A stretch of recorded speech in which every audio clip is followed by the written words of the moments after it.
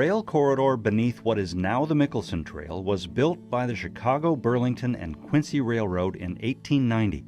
That company would later merge with others to form the Burlington Northern. They came up from Nebraska, laying ties and track on a single out-and-back line connecting the Black Hills to their main network.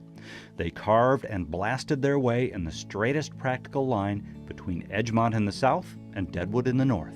But right in the center of the hills, they were able to tap the mining and logging, not to mention a lot of the passengers that were coming from Denver, from Chicago and other areas via passenger service up to Deadwood in the northern hills. The line was built, up, and running in less than a year.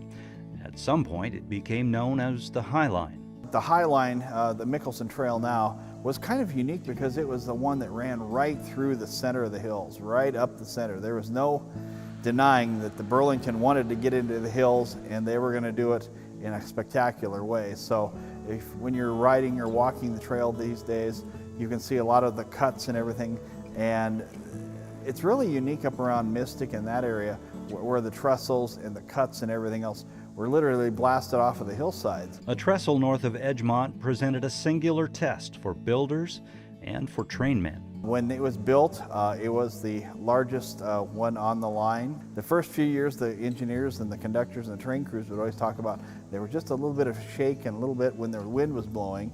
So the engineer or the conductor would sometimes they'd actually get off the train and go ahead of it and just actually walk across the trestle, and then they'd get back on the engine when they got across because they just were a little bit nervous of it. So about 10 years after it was built, they filled it in. And if you go down on the trail today, you can still see remnants of it underneath on the right-of-way. You can still see one of the old timbers underneath the old fill.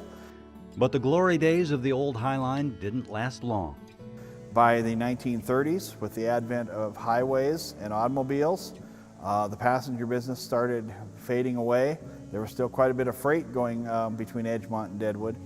But by 1949, the two remaining passenger trains, number 141 and 142, which are still steam powered at that time, were discontinued. But by the 1970s, most of the business was just going up to the Kirk Power Plant, just hauling coal up there for Black Hills Power and Light.